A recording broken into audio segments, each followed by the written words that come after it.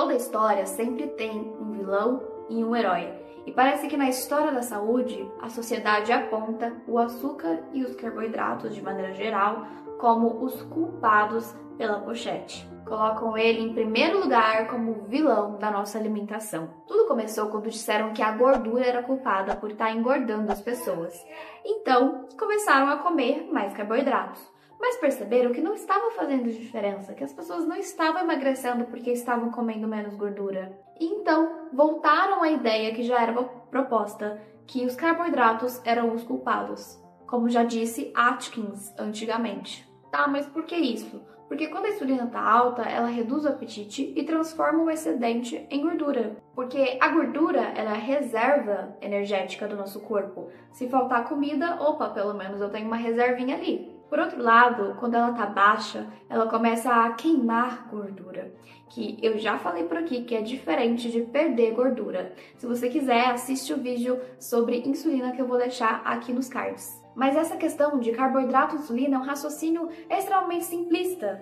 Tem muitas outras explicações possíveis para o ganho de peso, como por exemplo, o sedentarismo, o papel da indústria, a qualidade do ar, processamento, ou um conjunto disso tudo. Dizer que é só tirar um grupo alimentar, além de ser perigoso se feito sem acompanhamento, não é sustentável para a maioria das pessoas. E cá entre nós, né? Fazer uma dieta já é difícil. A gente ainda vai tornar isso pior e mais estressante para o nosso corpo? Se você continua comendo o mesmo número de calorias, parece que a queda da insulina, devido ao corte de carboidratos, não faz diferença no armazenamento ou na queima de gordura. A obesidade, que é uma doença crônica, ela está aumentando cada vez mais. E ela é multifatorial. A gente não pode dizer que tem uma causa específica para que ela ocorra. É até cruel com o próprio portador da doença, até porque tem a questão genética também. E isso é uma coisa que a pessoa não consegue mudar. Como Carlos Monteiro disse no Guia Alimentar para a População Brasileira, a situação está tão feia que você ter um açucareiro em casa é sinal de uma família saudável. Veja bem, você ter açúcar de mesa é sinal de saúde simplesmente porque significa que a família cozinha. E isso é melhor do que a compra de ultraprocessados.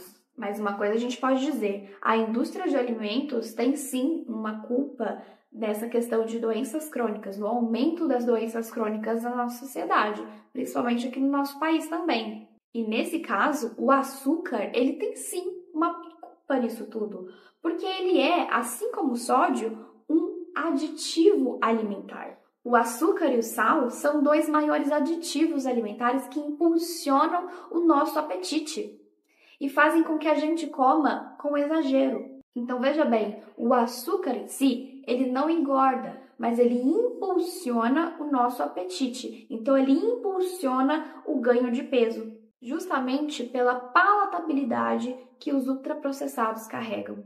Então, a causa da obesidade não é o açúcar, porque a obesidade ela é multifatorial. E dizer que há uma causa nisso é como julgar o próprio portador.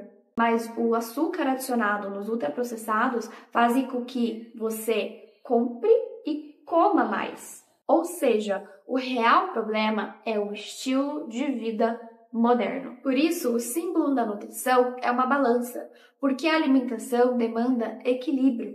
Quando a gente fala de alimentação, é isso que a gente deve enxergar, equilíbrio. E se o nosso santo bateu por aqui, se inscreve no canal que eu tô trazendo vários vídeos legais. Um beijo e até o próximo vídeo.